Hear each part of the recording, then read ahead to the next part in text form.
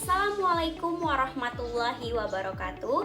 Halo semuanya, perkenalkan nama saya Ambar Sari dengan NIM 06031282429050 dari Program Studi Pendidikan Ekonomi Fakultas Keguruan dan Ilmu Pendidikan Universitas Sriwijaya. Tujuan pembuatan video ini untuk memenuhi tugas proyek ujian akhir semester pada mata kuliah Teori Ekonomi Mikro dengan dosen pengampu yang terhormat Ibu Yuliana FH, SPD, MPD. Pada video ini saya akan membahas contoh kasus ekonomi dari artikel berita online dan hasil analisis yang telah disusun. Contoh kasusnya yaitu harga kedelai naik, perajin di Malang perkecil ukuran tempe. Pada tahun 2025, kedelai sebagai bahan baku utama pembuatan tempe, harga kedelai terus mengalami kenaikan beberapa pekan terakhir. Imbas kenaikan harga kedelai ini dirasakan langsung oleh perajin tempe di sentra industri tempe Sanan yang ada di Kota Malang. Menurut perajin tempe, dari harga kedelai yang sebelumnya sekitar Rp9.000 per kilogram menjadi sekitar Rp9.950 per kilogram, hampir Rp10.000. Kenaikan harga input ini langsung dirasakan oleh para perajin. Untuk menjaga agar produk tetap terjangkau bagi konsumen, mereka tidak menaikkan harga jual tempe. Sebagai gantinya, mereka terpaksa mengurangi ukuran tempe menjadi lebih tipis atau lebih kecil daripada menaikkan harga jual tempe ke konsumen. Sementara itu, menurut pedagang tempe, sejak kenaikan harga kedelai dan menyusutnya ukuran tempe, tak jarang para pembeli protes. Pedagang pun harus memberikan penjelasan kepada pembeli tentang kondisi yang dialami para perajin tempe. Selain itu, produksi harian juga turut dikurangi. Misalnya, konsumsi kedelai harian dari 200 kg menjadi 150 kg. Berdasarkan kasus yang sudah dipaparkan, adapun hasil analisis yang telah disusun yang terkait dengan materi teori biaya produksi, yaitu jadi masalah yang sedang terjadi adalah kenaikan harga kedelai sebagai input utama telah meningkatkan biaya produksi, sehingga perajin harus mengubah model produksinya baik dari segi ukuran tempe maupun jumlah output harian agar tetap bertahan di tengah tekanan biaya yang semakin besar. Teori biaya produksi menjelaskan bagaimana produsen mengeluarkan biaya untuk menghasilkan barang atau jasa dan bagaimana perubahan biaya dapat memengaruhi keputusan produksi. Dalam teori biaya produksi, setiap produsen atau pelaku usaha pasti berhadapan dengan dua jenis biaya utama, yaitu biaya tetap dan biaya variabel. Biaya tetap adalah biaya yang jumlahnya tidak berubah meskipun jumlah produksi naik atau turun. Contohnya, sewa tempat usaha, biaya listrik bulanan, dan alat produksi seperti mesin atau rak pengering tempe. Mau produksi banyak atau sedikit, biaya ini tetap harus dibayar. Sementara itu, ada yang disebut biaya variabel, yaitu biaya yang berubah tergantung pada seberapa banyak output yang diproduksi. Nah, kedelai sebagai bahan baku utama pembuatan tempe termasuk ke dalam biaya variabel. Semakin banyak tempe yang ingin diproduksi, semakin banyak pula kedelai yang dibutuhkan, sehingga biaya variabelnya semakin tinggi. Dalam kasus perajin tempe di Malang ini, kenaikan harga kedelai dari sekitar Rp9.000 menjadi hampir Rp10.000 per kilogram membuat biaya variabel mereka meningkat cukup besar.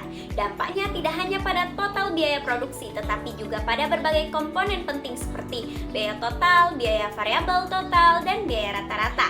Ketika harga input naik, otomatis biaya total per unit tempe ikut naik. Tapi di saat yang sama, para perajin memilih untuk tidak menaikkan harga jual. Karena jika harga naik, bisa jadi konsumen enggan membeli. Konsumen tempe di Indonesia sangat sensitif terhadap perubahan harga. Jadi, menaikkan harga bukan pilihan yang mudah. Di sini terlihat bahwa produsen sedang menghadapi dilema produksi. Karena biaya rata-rata meningkat, namun harga jual tidak berubah, maka margin keuntungan atau keuntungan per unit tempe menjadi semakin kecil. Ini membuat usaha semakin tertekan. Untuk mencegah kerugian yang lebih besar, perajin terpaksa menyesuaikan keputusan produksinya.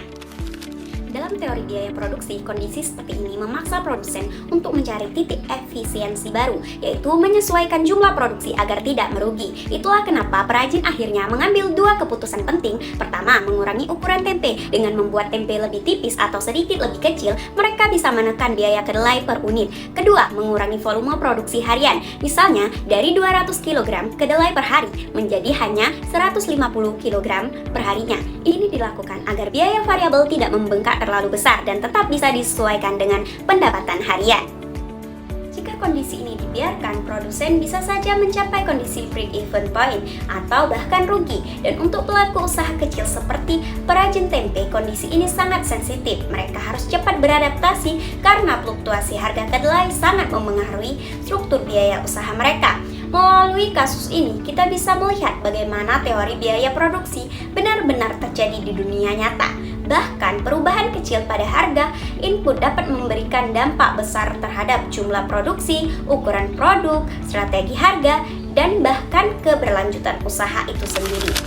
Inilah inti dari teori biaya produksi, bagaimana produsen merespon perubahan biaya untuk menentukan jumlah output yang paling efisien. Kenaikan harga kedelai memberikan tekanan besar bagi perajin tempe, terutama karena disebabkan oleh beberapa faktor. Yang pertama, harga kedelai impor naik signifikan dalam kurun waktu relatif singkat, dari harga Rp9.000 menjadi Rp9.950 per kilogram, sehingga biaya variabel produksi langsung melonjak. Kedua, ketergantungan pada impor membuat perajin mudah terkena dampak fluktuasi harga global dan nilai tukar karena pasokan kedelai lokal masih terbatas. Ketiga, ketika ketergantungan industri tempe pada suatu bahan baku utama dan tidak adanya substitusi bahan baku.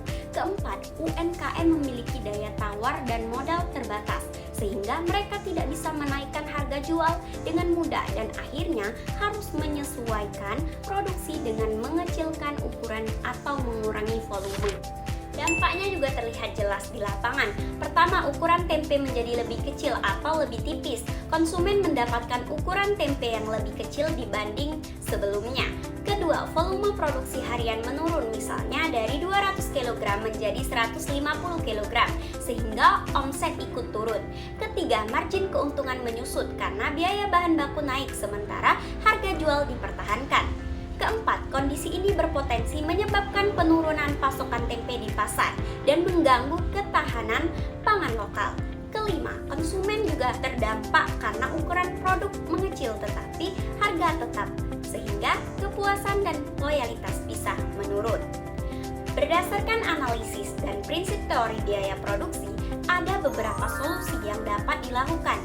Pertama, meningkatkan produksi kedelai lokal untuk mengurangi ketergantungan pada impor dan menstabilkan harga.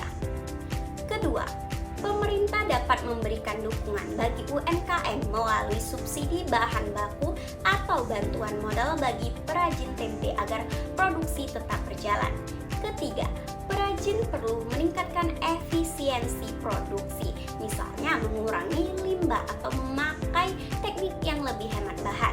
Keempat, produsen dapat menjaga kepercayaan konsumen melalui transparansi mengenai alasan pengecilan ukuran tempe. Yang kelima, pemerintah juga berperan penting dalam stabilisasi harga kedelai melalui pengaturan impor dan dukungan untuk petani lokal. Dari kasus kenaikan harga kedelai ini, kita melihat secara nyata bagaimana teori biaya produksi diterapkan. Kenaikan biaya variabel mendorong perajin tempe menyesuaikan ukuran tempe, volume produksi harian, dan strategi produksi agar tetap efisien. Sesuai prinsip biaya produksi, dampak perubahan biaya tidak hanya dirasakan oleh produsen, tetapi juga memengaruhi margin keuntungan, pasokan tempe, dan kepuasan konsumen. Kasus ini menunjukkan bahwa produsen harus selalu menyesuaikan produksinya menghadapi fluktuasi biaya untuk menjaga keberlanjutan usaha mereka. Cukup sekian penjelasan dari saya. Semoga analisis ini bermanfaat dan menambah wawasan kita semua. Apabila ada salah kata, saya mohon maaf. Terima kasih. Wassalamualaikum warahmatullahi wabarakatuh.